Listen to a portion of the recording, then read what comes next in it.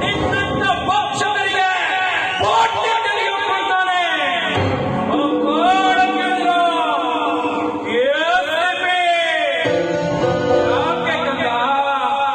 ಭಯವಾಯ್ತೇನೋ?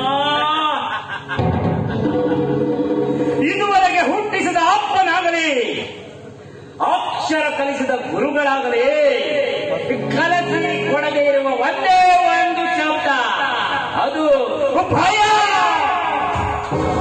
ಹುಲಿಗೆ ಹೆದರದವನು ನಾಯಿಗೆ ಬೆದರುವನು. ಬೇಡರಿಂದಲೂ ಆದ ಗಾಯ ಮಾತ್ರ ಜೀವನ ಪೂರ್ತಿ ನೆನಪನ್ನು ಮರುಕಳಿಸುತ್ತದೆ. ನೀ ಮಾಡಿರೋ 10 ಅಪರಾಧಗಳಿಗೆ ಸಾಕ್ಷಿಗಳಿರಬಹುದು. ನೀನು ಯಾರು, ನೀನು ಇಲ್ಲಿಗೆ ಹೇಗ್ ಬಂದೆ ಅಂತ ನಿನ್ನ ಇತಿಹಾಸ ಚೆನ್ನಾಗಿ ಗೊತ್ತು. ನನ್ನ ಕಾಲದ ಇತಿಹಾಸವನ್ನು ಚೆನ್ನಾಗಿ ಪ್ರಿಂಟ್ ಮಾಡ್ತೀಯ ಅನ್ನಂಗಾಯ್ತು. ನೀನೇ ನಮ್ಮ ಫ್ರಂಟ್ ಅಲ್ಲಿ ಇರ್ಬೇಕಾದ್ರಲ್ಲೇ ಮಗನೇ. ಏನ್ ಮಾಡ್ಲಿಕ್ಕೆ ಸಾಧ್ಯ ಇಲ್ಲ. ನೀನ್ಯಾಕೆ? ನಾನೇ ಹೇಳ್ತೇನೆ. ಇದುವರೆಗೆ ನನ್ನಿಂದ ಉರುಳಿ ಹೋದ ತಲೆಗಳ ಲೆಕ್ಕವೇ ಎಣಿಸಿಲ್ಲ. ಅಷ್ಟೇ ಯಾಕೆ? ನಿನ್ನಿಂದ ಈ ವರ್ಣ ಗಂಟಲಿಂದ ಬೀದಿ ಪಾಲಾದ ಕುಟುಂಬಗಳ ಲೆಕ್ಕವೇ ಎಣಿಸಲಿಲ್ಲ. ಈ ಜನರ ಮುಕ್ತ ಭಾವನೆ ಬರುತ್ತೆ.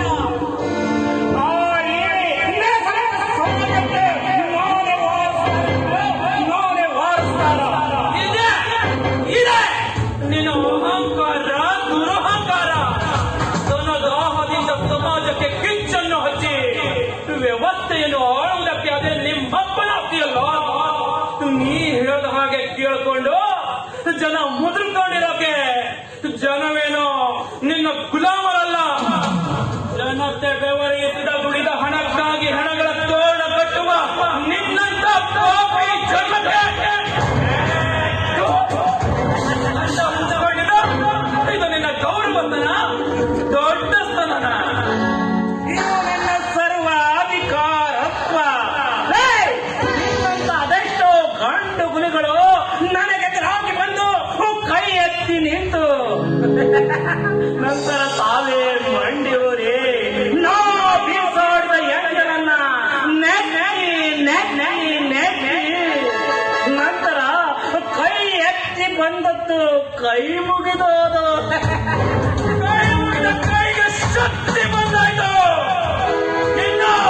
ನೀ ಮಾಡಿರೋ ಒಂದೊಂದು ಅಪರಾಧಗಳು ಲೆಕ್ಕವಿಗಳು. ಎಂಬ ಶಿಕ್ಷೆ ಅನುಭವಿಸುವ ಕಾಲ ಸನ್ನಿಹಿತವಾಯಿತು.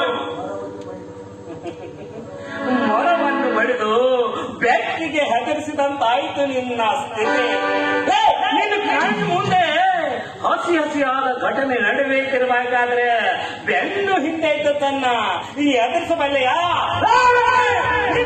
ಅದೆಷ್ಟೋ ಅಧಿಕಾರಿಗಳು ನನ್ನ ಮುಂದೆ ಕೈ ಕಟ್ಟಿ ಕುಳಿತುಕೊಂಡಿದ್ದಾರೆ. ನೀನೆಲ್ವಾ?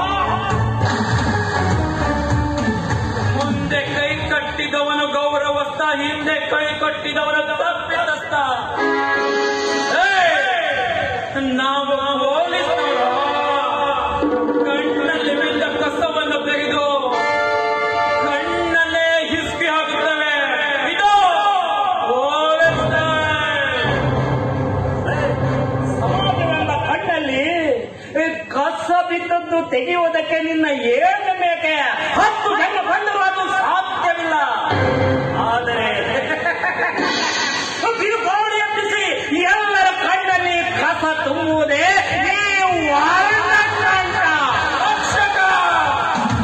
ರಕ್ಷಕನೆಂಬ ಮಳೆ ಸುರಿದ ಮೇಲೆ ಧೂಳೆಪ್ಪಿಸುವ ಸಾಮರ್ಥ್ಯ ನಿನ್ನ ಬಿರುಗಾಳಿಗೆ ಮಣ್ಣಲ್ಲಿ ಮಚ್ಚೆ ಹೋಗಬೇಕು. ಇಂದಿನಿಂದಲೇ ನಿನ್ನ ಅಟ್ಟಹಾಸಕ್ಕೆ ಪೂರ್ಣ ವಿರಾಮದ ಆರಂಭ. ಹಾಕಿರುವ ತನಕ ತಾಕತ್ತು, ಕರ ಬತ್ತಿರುವ ತನಕ ನನ್ನಂತಾದರು ಸಾಕ್ಷಿ ಭಾವಿ ಸಮಿತ ನನ್ನಲ್ಲಿದ್ದ ಇಲ್ಲಿಗೆ ಬಾ. ಇಲ್ಲದಿದ್ದರೆ ನಿನ್ನ ಮರಣಕ್ಕೆ ನಾನೇ ಸಾಕ್ಷಿಯಾಗುತ್ತೇನೆ.